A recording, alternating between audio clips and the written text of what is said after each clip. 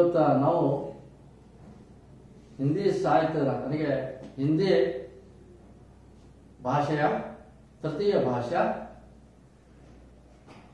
ಹಿಂದಿ ಸಾಹಿತ್ಯದಲ್ಲಿ 7ನೇ पाठ तुलसीदास के दोहे। तुलसीदास के दोहे इस पाठ के बारे में जानकारी प्राप्त करेंगे। तो यहाँ पर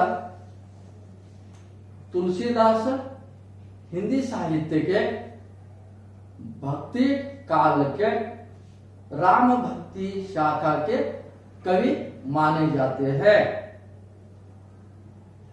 तो तुलसीदास का जन्म काशी में हुआ है और इनके माता का नाम तुलसी, पिता का नाम आत्माराम।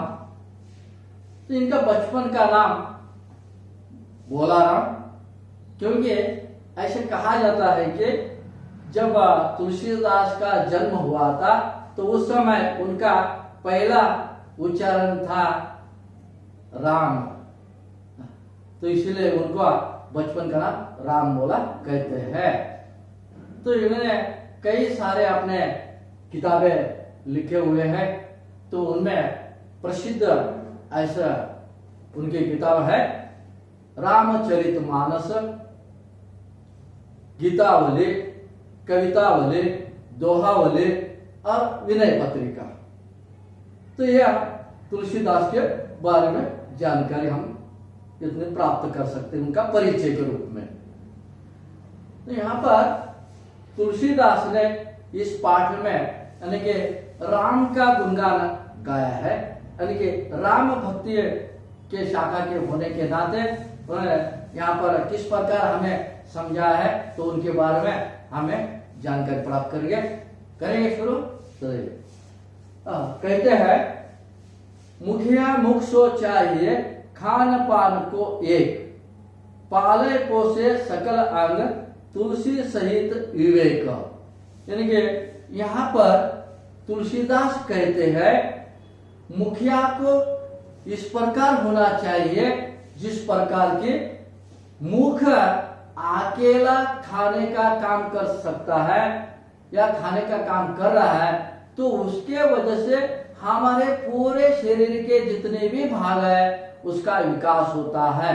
यानी कि अकेला मुख हमारे शरीर का लालन पोषण करता है। उसी तरह यहाँ पर मुखिया को ही यानी कि स्वयं जो जितना काम आप कर सकते हैं, लेकिन उसका फल सभी समाज के लोगों को मिलना चाहिए, ऐसा यहाँ पर तुलसीदास कहते हैं। यानी कि मुखिया को मुख के समान होना चाहिए। दूसरे दोहे में कहते हैं जड़ चेतन गुण दोषमय विश्व कीन करतार। यानी कि इस ब्रह्मांड को इस विश्व को जिन्होंने ही बनाया है, उन्होंने इस दुनिया में अच्छे भी गुण है और बुरे भी गुण है। यानी कि बनाने वाले तो इस प्रकार बनाया है, लेकिन हमें इस जिस प्रकार समाज में यानी कि संत हंस गुण गही पय परिहारी वारी विकार, यानी कि जिस प्रकार हंस के सामने पानी में दूध मिलाकर रखे तो वह पानी को छोड़कर दूध ही पीता है। इसका अर्थ यह हुआ कि पानी है बुरा है और दूध है अच्छे गुण है।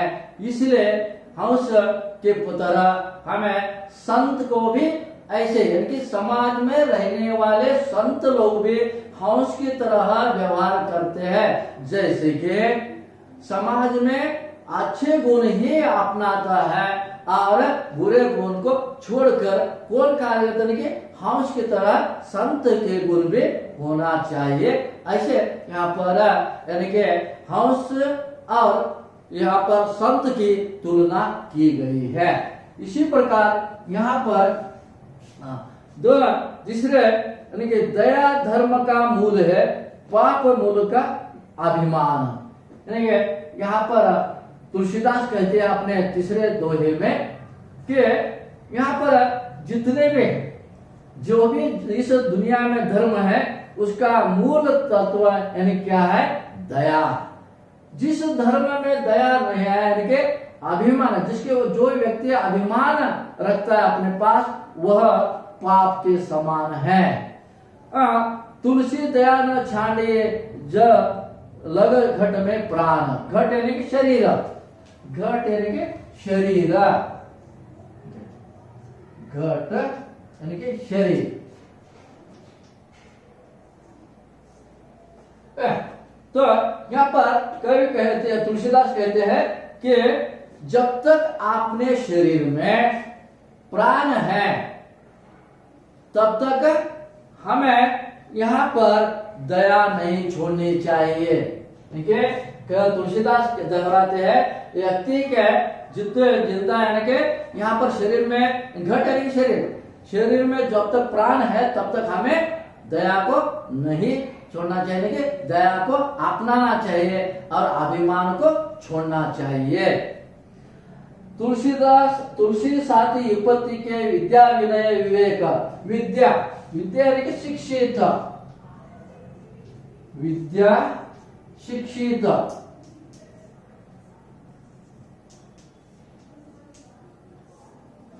शिक्षित।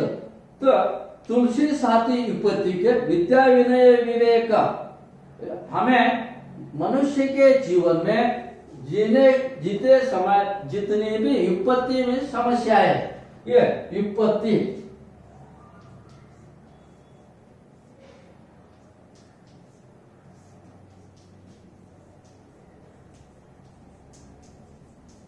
समस्या है।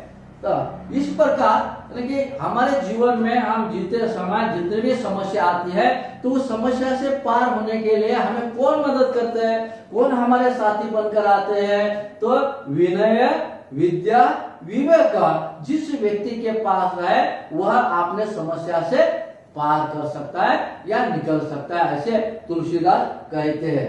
साहस सुसकृति सुसत्यव्रत राम भरोसे एक। जो व्यक्ति राम पर भरोसा कर यानी कि जो भी अपना कार्य करता है वह कार्य सत्य ही होता है और सुसत्यव्रत सही रास्ते पर चलता है, और जो भी कार्य करेगा वह सत्य और अच्छे ही होता है।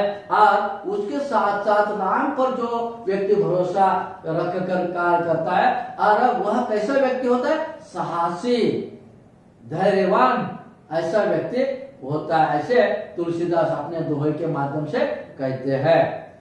पांचवें यानी कि अंतिम दोहे में क्या कहते हैं देखिए, तो देखिए, राम नाम मणि दीप धरु। राम नाम मणि दीप धरु जिह देहरी द्वार। चाहे तुलसी भीतर चा बाहरो जो चाहसी उजियार।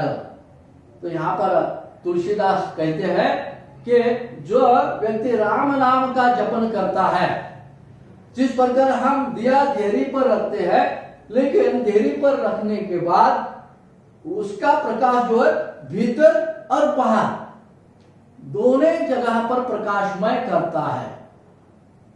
और उसी प्रकार मनुष्य के राम नाम जपने से व्यक्ति की आंतरिक और बाह्यिक आंतरिक और बाह्यिक शुद्धिकरण होता है या शुद्धि होता है। ऐसा तुलसीदास आपने दोहों के माध्यम से यहाँ पर समझाने का प्रयास किए हैं। उसी के साथ यहाँ पर या आगे चलकर तुलसीदास ने राम के नाम स्मरण करने का हमें यहाँ पर प्रेरणा मिलती है।